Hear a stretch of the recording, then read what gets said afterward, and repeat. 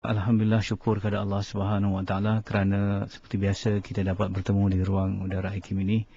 Didoakan pada mukadimah pertemuan kita supaya semua kita lah insya-Allah dikurniakan oleh Allah Subhanahu Wa Taala sihat badan dan sihat iman. Ya. InsyaAllah. Sihat badan apabila diberi kelenturan otot-otot kita, tulang-tulang kita untuk beribadah kepada Allah. Sihat iman apabila diberi kelembutan pada hati kita untuk zikrullah, untuk mengingati Allah. InsyaAllah dengan sihat badan dan sihat iman lah, InsyaAllah kita akan meraih ketenangan, kebahagiaan dan kejayaan dalam hidup kita. Amin. Dalam hidup kita ni ada dua persoalan yang selalunya kita perlu jawab, bukan jawab dengan mulut tetapi jawab dengan tindakan kita. Soalan yang pertama ialah apa yang kita nak dapat dalam hidup. What I want to have. Apa yang kita nak dapat dalam hidup. Manakala soalan yang kedua ialah siapa yang kita nak jadi. Who I want to be. Jadi dua soalan inilah apa yang kita nak dapat dengan siapa kita nak jadi. Ya. Selalunya kebanyakan manusia, majoritinya manusia hanya memfokuskan kepada soalan yang pertama. Iaitu apa yang saya nak dapat dalam hidup. Saya nak dapat contohnya kelulusan yang baik, saya nak dapat rumah yang besar, saya nak dapat kenderaan yang mahal, saya nak baju yang cantik, saya nak makanan yang sedap. Apa yang saya nak dapat, itu saja yang dijawab. Tetapi kita kadang-kadang sering alpa dan sering meminggirkan soalan yang kedua. Walaupun soalan yang kedua ni sangat penting, iaitu siapa yang kita nak jadi. Ibu bapa yang bagaimana, anak yang macam mana, ketua yang bagaimana, pengikut yang macam mana. Itu yang lebih penting sebenarnya. Dan paling utama sekali dalam siapa kita nak jadi ni, apakah kita telah menjadi hamba Allah yang baik dan menjadi khalifah di muka bumi ini dengan baik. Itu persoalannya. Jadi kebanyakan manusia apabila fokus kepada soalan yang pertama, iaitu apa saja yang dia nak dapat, iaitu kebetul soal-soal material dan fizikal, jadi manusia ni akan bertukar menjadi terlalu individualistik. Terlalu individualistik maksudnya terlalu mementingkan diri dan terlalu materialistik, terlalu memikirkan kebendaan. Itu maksudnya di sana kita lihat manusia kebanyakannya pada hari ini memburu nilai-nilai material hingga hilang makna dalam hidup. Hingga hilang nilai-nilai yang lebih utama. Sebab itu kita kadang-kadang apabila berdepan dengan kuantiti harta dan berdepan dengan kualiti jiwa, selalunya orang lebih fokus dan lebih utamakan kuantiti harta daripada kualiti jiwanya. Sekarang ni kalau kita berdepan dengan orang, nilainya diletakkan di mana, jawatannya apa, keretanya macam mana, rumahnya macam mana, besar atau tidak dan sebagainya. Kita hanya melihat pada kuantiti harta. Tetapi sebenarnya yang lebih memberi ketenangan pada kita, yang beri keharmonian pada kita bukan kuantiti harta, tetapi sebaliknya ialah kualiti jiwa kita. Sejauh mana jiwa kita dipenuhi oleh iman, sejauh mana jiwa kita dihiasi oleh sifat-sifat mahmudah. Contohnya ada pemurah, ada pemaaf di sana, ada kasih sayang. Yang ini soal-soal yang dapat membentuk satu kehidupan yang lebih baik. Jadi kadang-kadang simpanan harta kita makin bertambah, tetapi kualiti jiwa semakin berkurang. Kita semakin pemarah, kita semakin hasad, kita semakin tak puas dalam kehidupan kita ini. Jadi saya ingin membawa sesuatu yang mungkin melawan arus dalam perbincangan ini, tetapi oleh kerana ia satu kebenaran dan kebenaran itu sebenarnya satu kebahagiaan. Kalau kita cari kebenaran, kita akan bertemu dengan kebahagiaan. Maka kita perlu sematkan di dalam dada kita, di dalam jiwa kita, bahawa kualiti jiwa itu lebih berharga daripada kuantiti harta kita. Sebab itu dalam kehidupan kita ni sebagai manusia ni kita selalu melihat kita, kalau boleh saya nak tamsilkan ataupun nak satu metafora manusia ni macam komputer jugalah. Kalau kita komputer ni ada dua bahagian, satu hardwarenya, satu softwarenya. Hardware ni datang daripada jasad yang asalnya daripada tanah, min turab, manakala softwarenya min roh, daripada roh yang datang dekat dengan Allah Subhanahu Wa Taala. Jadi kalau kita hanya memikirkan kuantiti harta, kita hanya memberi makan kepada hardware kita. ya, tetapi kita terlupa suatu perkara yang menjadi hakikat manusia itu kualiti jiwanya, iaitu rohnya. Sebab tu kadang-kadang kita lihat ya, bagi mereka yang memburu harta, yang memburu misal kata rumah yang besar, 1 nak 2 nak 3, tak salah ya, tetapi mereka memburu harta, memburu kereta, memburu rumah ini hingga mereka meminggirkan nilai-nilai yang utama, iaitu pada jiwa. Akhirnya apa yang mereka temui? Kalau mereka temui ataupun mereka berjaya mendapat harta, mereka akan bertemu dengan kekosongan, emptiness. Ya, mereka akan bertemu dengan rasa bosan, rasa kecewa. Kemudian kita lihat juga ada orang-orang kaya yang di peringkat duit telah bekerja untuk mereka. Mereka bukan bekerja lagi untuk duit, tetapi duit dah bekerja. Mereka duduk-duduk pun duit tu berjalan, bertambah dan sebagainya. Tetapi kita lihat hidup mereka lebih murung. Jadi kita tengok dalam apa perangkaan yang ditunjukkan dalam sejarah kehidupan manusia, betapa banyaknya betapa ramainya bilionaire di barat yang mati dalam keadaan bunuh diri, keadaan tertekan jiwa dan sebagainya. Kerana apa? Kerana mereka hanya mengisi hardware mereka, tetapi mereka terlupa pada kualiti jiwa mereka yang merupakan software, iaitu hakikat manusia. Sebab itu kita lihat baginda Nabi Muhammad sallallahu alaihi wasallam ya, contoh teladan yang terbaik yang kita rindui, yang kita cintai, yang mengasihi umatnya, telah berkata lebih awal lagi ya kepada kita bahawa kaya sebenar itu ialah kaya hati. Ya, kaya sebenar itu kaya hati. Rasulullah sallallahu alaihi wasallam bersabda yang diriwayatkan oleh Al-Bukhari dan Muslim bahawa bukanlah kekayaan itu dengan harta benda, tetapi kekayaan sebenar ialah kaya hati. Ini Rasulullah. Dan kemudian daripada Abu Hurairah, Rasulullah SAW bersabda lagi, kaya bukanlah diukur dengan banyaknya kemewahan dunia, namun kaya atau ghina itu ialah kaya hati. Ini riwayat Al-Bukhari dan Muslim juga. Jadi ini pengertian ataupun ini pesanan-pesanan, peringatan-peringatan yang diberi oleh Rasulullah sallallahu alaihi wasallam supaya kita umatnya yang di belakang ini walaupun jauh daripada baginda tetapi dekat dengan ibrah ataupun dengan sejarah-sejarah ataupun dengan teladan-teladan, dengan peringatan-peringatan yang dibawa oleh Rasulullah. Sebab itu kalau hati kita ini kaya, artinya hati yang kaya itu apa ni? Hati yang kaya itu hati yang penuh dengan iman. Keyakinan kepada Allah. Hati yang kaya itu hati yang penuh dengan sifat-sifat mahmudah, ya, mahmudah. Bila hati yang begini, hati itu akan sentiasa tenang, hati itu sentiasa lapang, hati itu akan sentiasa cukup dan rasa puas dengan apa yang dimiliki, dengan apa yang dihadapi, dengan apa yang dialami. Ya, macam mana keadaan kita sekarang ni ya. Kalau hujan, kita kata hujan tu rahmat, ya. Kalau panas, kita kata panas tu juga rahmat, ya. Kalau macam keadaan apa sekalipun, hati yang dipenuhi dengan iman, hati yang dipenuhi oleh sifat-sifat mahmudah tadi akan rasa tenang, lapang, cukup dan puas dengan apa yang dimiliki, dengan apa yang dihadapi, dengan apa yang dialami. Kerana apa? Kerana dalam hati itu bertakhta ya kekayaan-kekayaan yang tidak dapat ditandingi oleh mana-mana kekayaan di dunia ini. Apa nama kekayaan itu? Iaitu sifat qanaah, sifat rasa berpada-pada dengan apa yang ada. Sifat sabar, sifat redha, sifat syukur, ya. Baik, saya ingin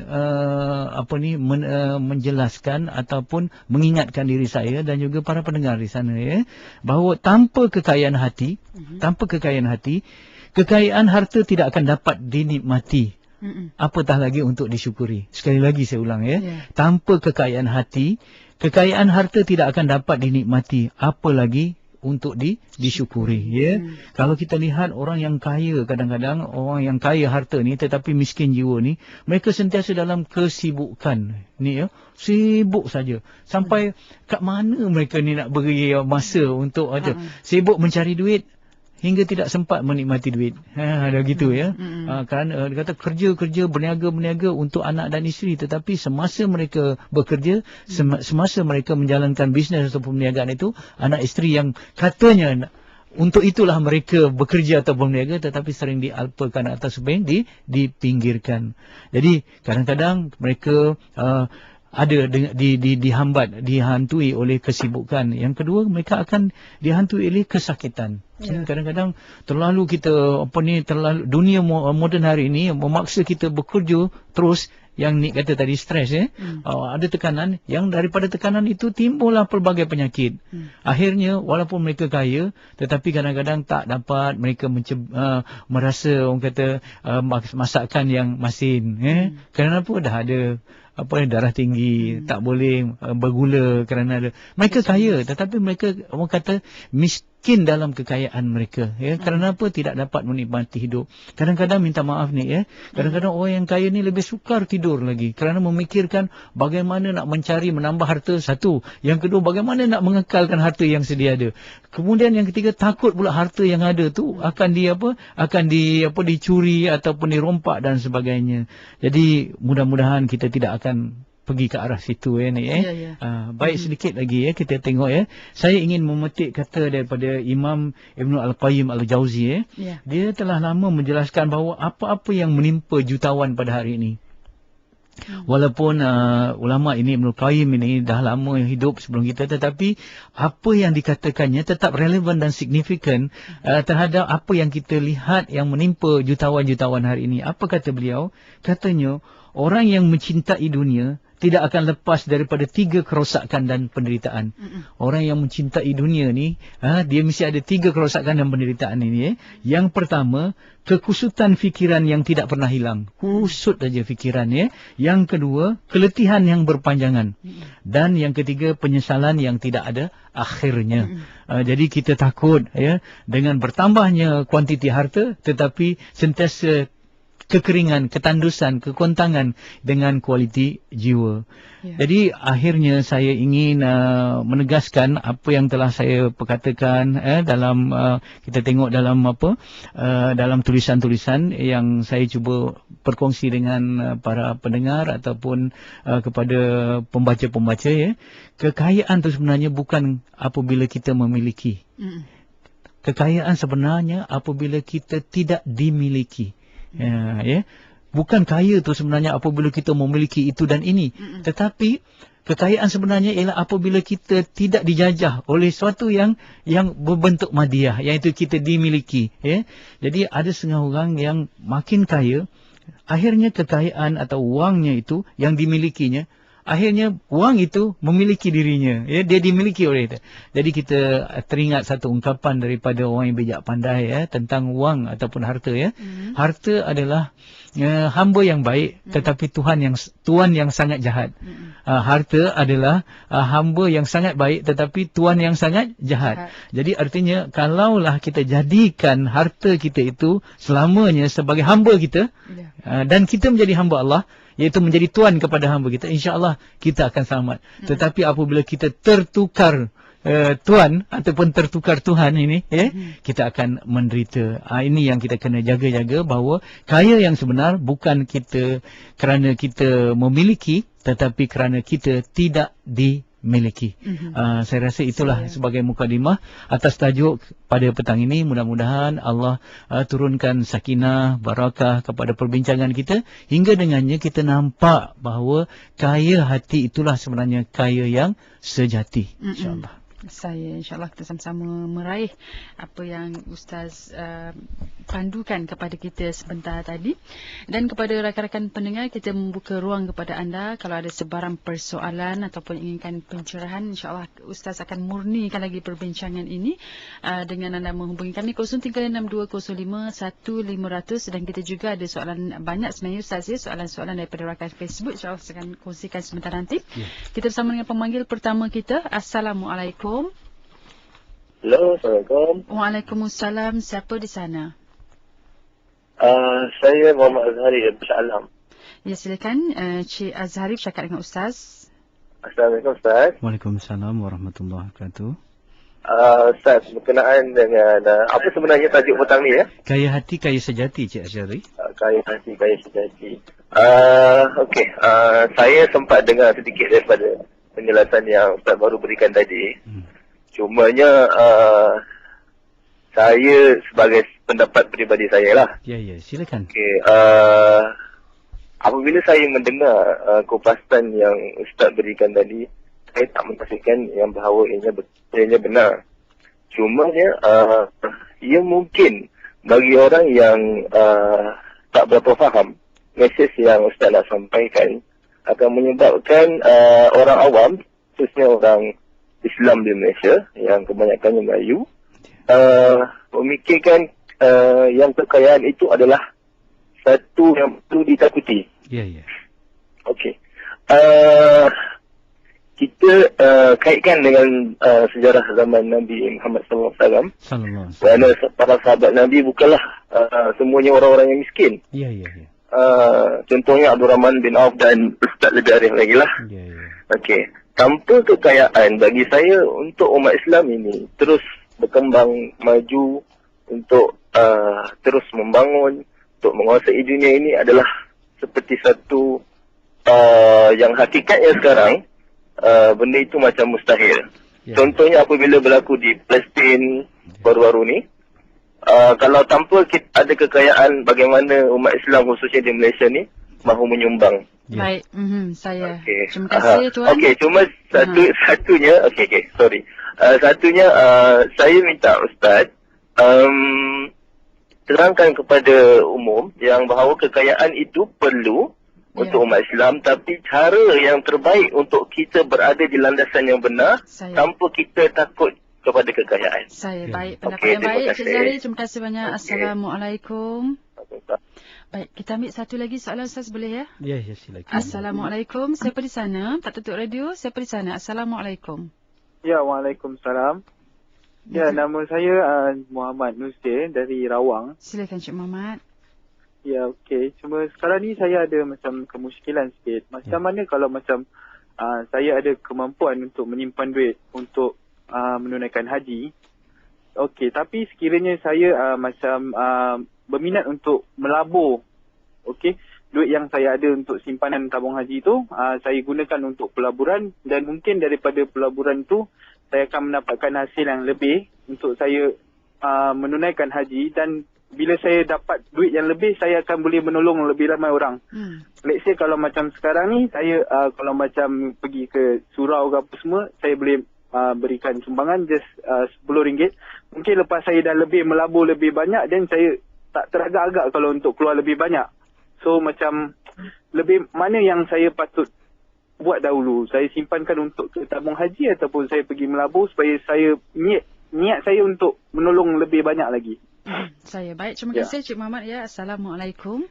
Kita raikan dua soalan dulu Ustaz. Pertamanya saya ucapkan terima kasih Cik Azhari yang mengingatkan saya ya, saya rasa satu peringatan yang baik. Dalam Islam kita tidak fobia kepada kekayaan. Cuma apabila kita berhadapan dengan dua perkara yang terpaksa kita memilihnya, antara kualiti jiwa dengan kuantiti harta, maka pilihan kita mesti kepada kualiti jiwa. Tetapi tidak mustahil, dan inilah yang sebenarnya kita sedang usahakan supaya kita dapat mencapai dua-dua Q ni serentak. Pada masa yang sama kita memburu kualiti jiwa kita, pada masa yang sama juga kita dapat memburu kuantiti harta kita juga. Jadi dalam Islam kita lihat ada peristiwa-peristiwa yang menggambarkan kelebihan-kelebihan orang kaya yang tidak dapat ditandingi oleh orang yang miskin. Walaupun sama-sama beriman, walaupun sama-sama bertakwa. Sebab itu kita lihat perbahasan yang panjang, dan saya lebih cenderung untuk berpegang kepada menjadi orang kaya yang syukur lebih afdal daripada menjadi orang miskin yang sabar. Jadi sebab apa? Sebab orang kaya yang syukur, kebaikannya bukan saja pada dirinya, tetapi kebaikan itu boleh melimpah ruah kepada orang lain. Berbanding kalau orang miskin yang sabar, kebaikan sabar itu hanya dapat dinikmati oleh dirinya saja. Sebab tu saya suka membawa satu keadaan yang pernah dihadapi oleh Rasulullah sallallahu alaihi wasallam ya. Cuba kita tengok ya. Rasulullah sallallahu alaihi wasallam telah menggambarkan orang yang dikurniakan dengan nikmat-nikmat yang baik ya, nikmat-nikmat yang banyak, yang mana nikmat-nikmat yang banyak ini tidak dapat ditandingi oleh orang yang miskin ya.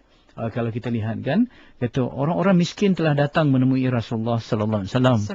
Lalu mereka berkata, "Wahai Rasulullah, orang kaya yang memiliki harta yang berlimpah-limpah boleh mendapat pahala daripada harta mereka. kedudukan yang tinggi di sisi Allah dan kenikmatan yang abadi di syurga kerana mereka melaksanakan solat seperti kami. Ini orang miskin katalah. Melaksanakan solat seperti kami dan mereka juga berpuasa seperti kami berpuasa.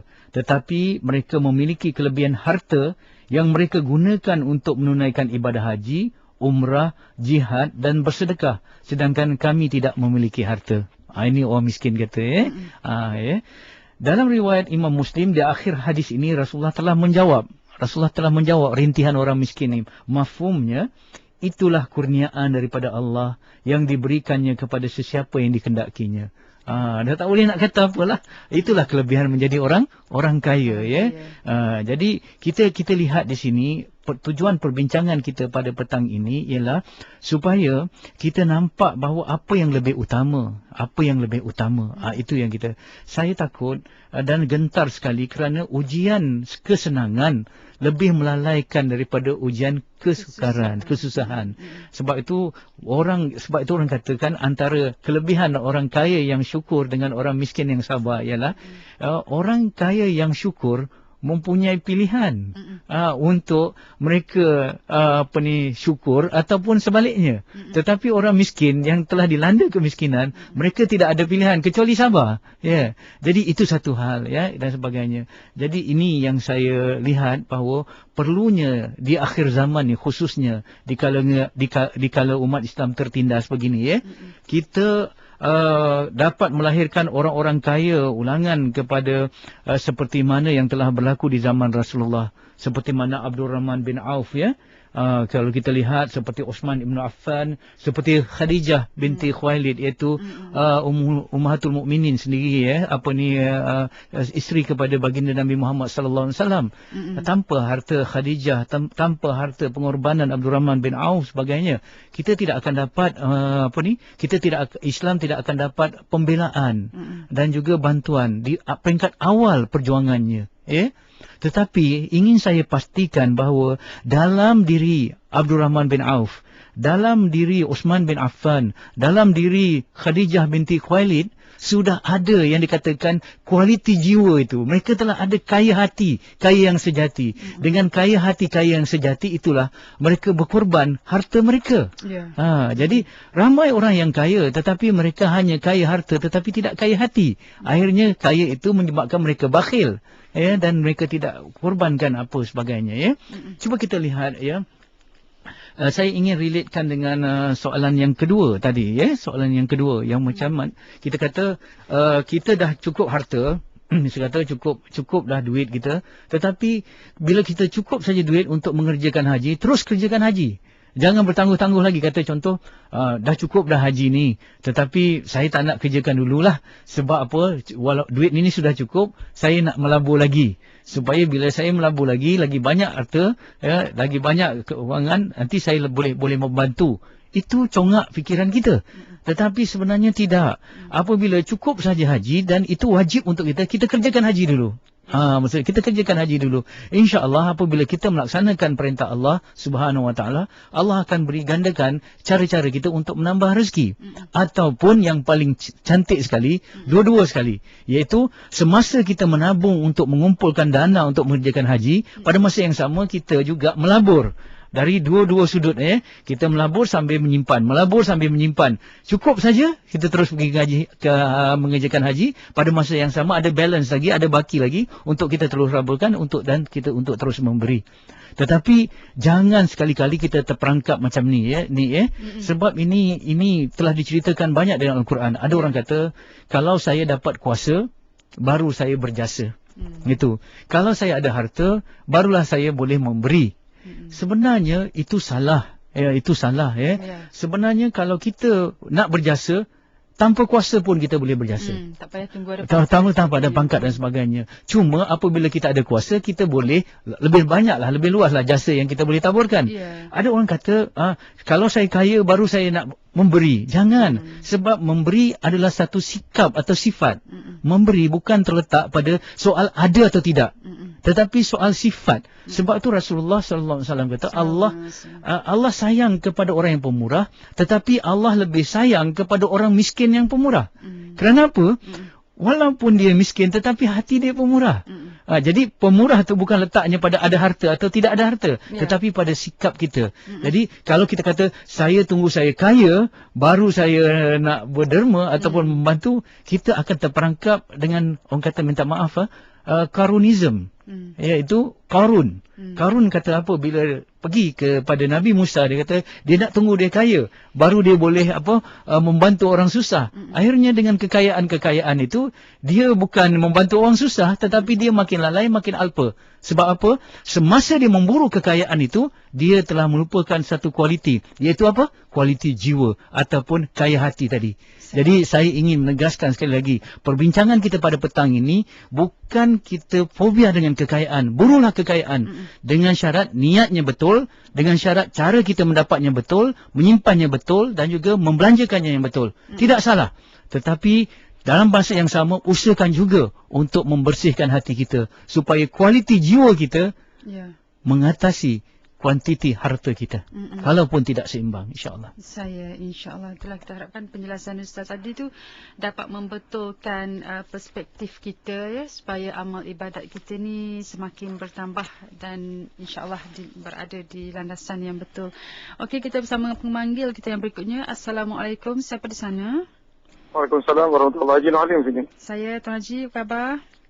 Alhamdulillah, baik, alhamdulillah. Baik, silakan cakap dengan Ustaz. Nak menyambung daripada Ustaz Fahrul bercakap tentang hati. Jadi saya dia mendengar bahawa hati ni ibaratnya sebagai tanah. Jadi kalau tanah ini kita tak usahakan, dia akan datang semak samun. Jadi bila semak samun, dia akan jadi hutan belukar, akhir sekali jadi hutan belantara. Jadi dalam hutan belantara ni ada rimau, ada ular, ada naga segala. Jadi begitu juga apabila hutan belantara ini dah begitu dahsyat lebatnya, diberilah benih yang baik, maka benih yang baik ini dia tidak akan hidup subur. Dia kalau hidup pun hidup segan, mati tak mau. Jadi begitu juga perumpamaan hati.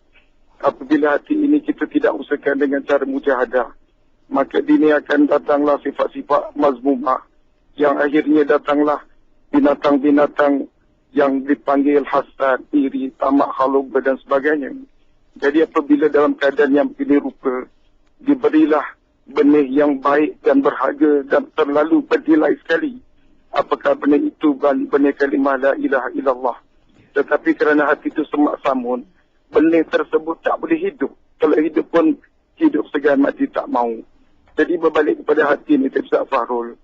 Jadi ulama' bagi tahu kalau seganas-ganas harimau singa, dia kalau membunuh makan bahan manusia ni, seorang dua, kuat-kuat pun mungkin 10 orang dibaham.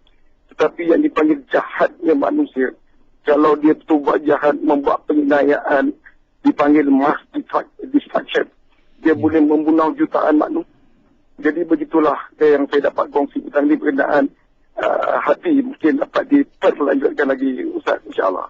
Terima kasih Tuan Haji. Assalamualaikum. Waalaikumsalam. Okey, saya ambil satu lagi soalan ya Ustaz ya. Silakan. Assalamualaikum. Assalamualaikum, siapa di sana? Assalamualaikum, siapa di sana? Waalaikumsalam. Ya, siapa di sana minta tutup radio tuan? Saya Fadil daripada Sepang. Cik Fadil, ringkaskan soalan Cik Fadil ya. Ya. Teruskan. Assalamualaikum Ustaz. Waalaikumsalam warahmatullahi taala wabarakatuh. Saya ni tak adalah soalan. Cuma nak menyokong Ustaz sajalah. Ya. Saya nak menyambung yang panggilan utama tadi. Ringkaskan Cik Fadil ya. Mula-mula saya memang tak faham cakap Ustaz ni. Sebab sebagai contoh Ustaz pernah mengatakan kalau seorang tu nak riak, riaklah berapa banyak tu Ustaz kan dulu kan. Itu yang lagi saya tak faham. Tapi sekarang Ustaz tanyalah kepada Ustaz. Saya apa yang Ustaz cakap sekarang ni? Saya dah faham dah. Alhamdulillah. Itu. Terima kasih Ustaz. Terima kasih Cik Fadil ya. Assalamualaikum. Okey, satu lagi soalan. Assalamualaikum, siapa di sana? Waalaikumsalam. Ya, siapa di sana? Saya Haji Sibarawang. Silakan Haji. Assalamualaikum Ustaz. Waalaikumsalam warahmatullahi. Jadi saya sekarang ni, kita sekarang ni, Rasulullah pernah minta doa. Setiap kali dia berdoa, dia nak mati dalam matikan dengan kalangan orang miskin. Jadikanlah aku orang miskin dan matikanlah aku dengan orang miskin. Tapi sekarang imam-imam, orang-orang kaya, tak pernah pun dia minta macam mati dengan orang miskin. Semua nak minta panjang umur dah. minta banyak umur dan minta kekayaan lah.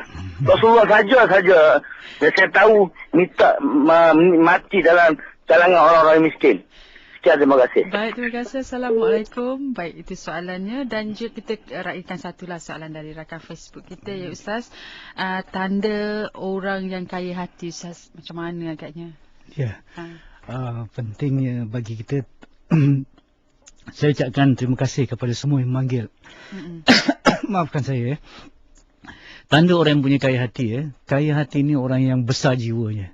Orang yang besar jiwa ni hati yang penuh dengan kesabaran, hati yang penuh dengan sifat pemaaf, hati yang penuh dengan sifat qanaah.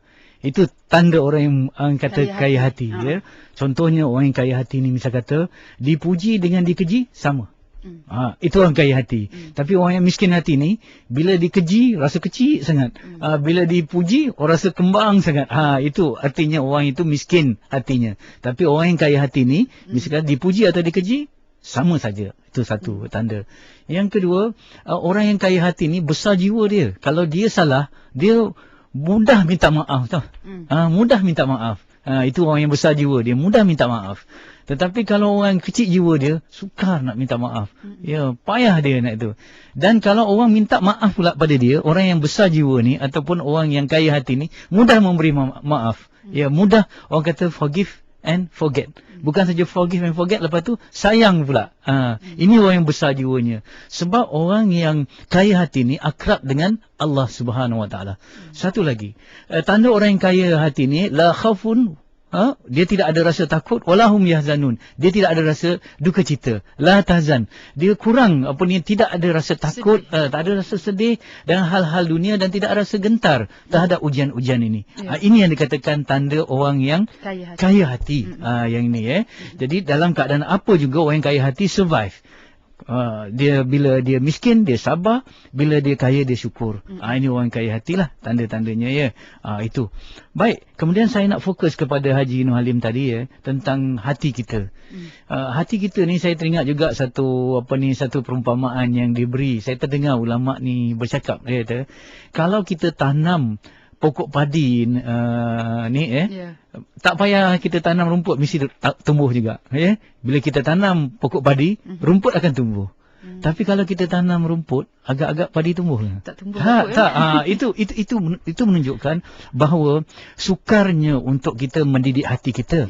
Sebab itu fokus perbincangan Mukmin Profesional pada petang ini, kita fokuskan kepada kualiti jiwa. Sebab kalau nak bercakap tentang kuantiti harta, hari-hari kita dengar orang macam mana nak gandakan MLM ni sampai kena tipu lah. Macam-macam orang sebab nak kaya ni. Kita tengok ni pelaburan ni gandaannya di sini. Kalau kita keluar saja misal kata dengan kereta, kita tengok signboard di kiri kanan kita, billboard dan sebagainya, semua tentang gadget-gadget yang mahal-mahal harganya. Tak payah diingatkan. Memang hari-hari kita ternampak, terdengar, kita tonton orang bercakap tentang kuantiti harta. Jadi saya kira masalah kita bukan itu, tetapi masalah kita yang Allah Subhanahu Wa Taala tak bagi kita kuantiti harta ni sebab kita miskin jiwa lagi. Sebab kalau kita diberi kekayaan harta dalam keadaan miskin jiwa, kita menjadi orang yang zalim, ego sombong dan sebagainya. Mungkin sekarang ni kita boleh membantu Palestin walaupun dengan kita tak kaya sangat, tetapi negara Malaysia umatnya orang kata lebih prihatin daripada orang-orang yang kaya yang lebih hampir dengan negara Palestin itu sendiri. Kenapa? Mereka lebih kaya. Tetapi kenapa mereka tidak mengulurkan? Miskin jiwa. Miskin hati. Jadi sekarang ni yang saya katakan, kita lebih fokus kepada supaya memberikan kualiti jiwa. Dengar apabila kita memburu kualiti jiwa kita, kita membersihkan hati kita daripada sifat-sifat mazmumah, kita membersihkan hati kita daripada syirik supaya iman kita mantap, khalis, suci, murni, tak ada contamination, tak ada pencemaran daripada akidah-akidah ataupun keyakinan-keyakinan yang rosak ni. Itulah yang menjadi wadah untuk Allah turunkan rezeki pada kita. Sebab itu selalu dikatakan siapa yang memburu akhirat, dunia akan memburunya. Tetapi kalau orang yang memburu dunia, akhirat takkan ikut. Dan kalau dia dapat dunia, dia hanya mendapat umpama fata morgana yang dirasakan itu air tetapi bahang yang sangat panas. Jadi saya ingin mengingatkan perkara itu. Sebab itu kita dalam Al-Quran selalu diingatkan tentang akhirat. Walaupun mencintai akhirat itu, mencintai syurga, bukan berarti kita meminggirkan dunia. Tetapi oleh kerana banyaknya saranan-saranan, oleh kerana kerap kalinya kita dengar tentang kehebatan, kata kereta yang besar, kita tengok iklan di tepi-tepi, bagaimana kita tengok ke rumah yang besar, sentiasa diiklankan dan sebagainya, kita hari-hari tengok benda ni. Tetapi apakah kita menilai kejujuran, kesetiaan, kasih sayang? Saya katakan ini sering kita diperingatkan. Ya, kita hanya melihat kepada alat-alat, bukan kepada matlamat. Dalam bahasa Inggerisnya kita hanya memburu, minta maaf ya, yang dikatakan means value, tetapi kita tak memburu ends value. Ya. Kenapa kereta penting? Kerana kita harapkan kereta akan memberi ketenangan. Kereta itu means value, tetapi ketenangan itu end value. Kereta itu adalah alat, ketenangan itu adalah matlamat. Ya. Belum tentu kita dapat alat, kita dapat matlamat. Ya, ini yang saya katakan. InsyaAllah, mudah-mudahan perbincangan ini bukan kita terfokus untuk kita meminggirkan dunia, tetapi kita melihat keutamaan akhirat dan kita jadikan dunia ini sebagai ladang ataupun jambatan untuk kita menuju akhirat yang lebih baik, insyaAllah. Baik. Kita nak raikan juga soalan daripada rakan Facebook. Mungkin sedikitlah Ustaz, sebelum kita bersama dengan pemanggil kita. Bagaimana amalan istiqamah yang boleh kita lakukan untuk menjadi orang yang sentiasa kaya hati, berjiwa besar? Amalan yang bagaimana? Ya. Amalan ni ada dalam bentuk dua lah kalau kita dalam bentuk hablum minallah dan ada bentuk hablum minan nas. Yang berkaitan dengan Allah, yang paling utama ialah kita jaga solat. Jaga solat kita zikrullah, kita ingat Allah. Jaga Allah lah. Jaga Allah maksudnya jaga Allah tu bukan jaga dalam arti kata yang kita fikirkan, bahawa jaga hukum hakamnya, jaga kehendaknya, perintahnya yang kita diperintah pada kita, kita laksanakan, yang dilarang kita tinggal. Itu maksudnya tetapi yang paling utama ialah jaga hubungan kita dengan Allah. Yang paling resmi ialah solat kita. Solat, itu yang pertama, yang untuk kita dapat yang kata kaya hati tadi Okey. Bila kuat hubungan kita dengan Allah melalui zikrullah, dan sebaik-baik zikir ialah solat, insya-Allah kita akan dapat jiwa yang besar di sana Orang kata macam cas bateri lah dalam solat ni. Kemudian yang berkaitan hablum minan nas, kita jaga akhlak kita. Jaga akhlak kita sekurang-kurangnya dalam akhlak kita ni seorang ulama ditanya, apakah paling kurang akhlak kita yang dikatakan ukhuwah Islamiah ni? Dengar sekurang-kurangnya kita gembira dengan kegembiraan dia dan kita bersedih dengan kesusahan dia. Ini cukup rasa kita. Tetapi sekarang ni minta maaf kadang-kadang kita bergembira dengan kesusahannya dan kita susah dengan kesenangan. Ini yang dikatakan hasad Kita tak boleh membantu, jangan membuntu. Kita tak boleh orang kata kita memberi menolong kita jangan menyakitkan. Inilah akhlak dengan manusia yang kita kena jaga, insya-Allah. Ya, insya-Allah. Baik, kita bersama dengan pemanggil kita yang berikutnya. Assalamualaikum. Siapa di sana? Waalaikumsalam warahmatullahi. Ya, siapa di sana? Ni Muhammad Yaakob Melaka ni. Ya, Cik Yaakob, silakan. Minta ringkaskan soalan juga Cik Yaakob Saya ingat Ustaz yang kaya hati dengan Nik ni antara dia yang akan ambil banyak panggilan. Alhamdulillah kaya hati. Jadi Ustaz, saya rasa adakah manusia ni bila dia dah banyak berhubungan dengan harta, pada topik Ustaz ni kata kaya hati ni topik yang ke-20, mungkin dah ketika 30. Saya bincang banyak sebelum ni. Jadi kita masih persepsi lagi. Sebenarnya bila kita kata patah hati, patah tasawuf ni, orang tak suka. Saya tak tahu Ustaz jelaskan apa Kita umat Islam ni dah kaya hati pun tidak, kaya hati pun tidak. Bila orang bincang kaya hati, dia tak faham-faham. Ustaz selalu jelas. Banyak orang tak faham ni. Allah saya kata dulu. Ya, baik, terima kasih Cik Yaakob. Okey, satu lagi panggilan. Assalamualaikum. Hello. Ya, Assalamualaikum. Ya, keluarga kita siapa di sana? Puan Nisa daripada Kelantan. Puan Nisa Puan Nisa tak ringkaskan soalan Puan Nisa silakan bercakap dengan Ustaz. Saya nak. Okey. Assalamualaikum Ustaz. Waalaikumsalam warahmatullahi. Okey, saya macam ni Ustaz. Problemnya saya selalu terima kasih kepada Ustaz. Bila saya dengar ruangan Ustaz ni, saya dapat kekuatan. Okey. Sekali-sekali saya seorang kaki tangan kerajaan lah, ya, dan juga seorang ibu pada anak yang ramai. Tapi suasana kerja yang menyebabkan saya jadi macam caru sikit because ada yang suasana yang saling pijak memijak satu sama lain. Jadi saya ambil keputusan untuk sambung belajar dengan tujuan seolah-olah macam bila saya balik dari belajar nanti saya akan berada dalam kedudukan selesa sikit. Bukan untuk kaya harta tapi just untuk keselesaan. Tapi dalam masa yang sama saya terpaksa tinggal anak-anak saya. Jadi sekarang saya jadi lagi sekali saya celaru fikiran saya sebab saya buat ni untuk apa sebenarnya. Tengok anak saya neglected apa semua. Saya rasa macam tak dapat pandangan daripada Ustaz. Baik, terima kasih Puan. Assalamualaikum. Dua soalan Ustaz ya. Ya, dua soalan. Pertama dengan Cik Yaakob tadi kan, dia kata, ya begitulah kita ni ya, berdepan dengan umat ini. Saya selalu pesankan pada diri saya, ya, kita jangan marah kalau orang lain tidak berubah mengikut apa yang kita kendaki. Kalau kita sendiri tidak berubah mengikut apa yang kita kendaki. Betul? Ya, betul. Kita sering berjanji juga dengan diri kita. Bila masuk awal Muharram, bila masuk tahun baru, kita berjanji ini. Ya. Tetapi kadang-kadang bila kita tengok di hujung nanti, ada yang kita kalah, ya, ada yang kita menang. Kadang-kadang begitulah kita dalam hidup kita, ya. Dalam mujahadah, ada jatuh, ada rebah, ada naik, ada turun, ya.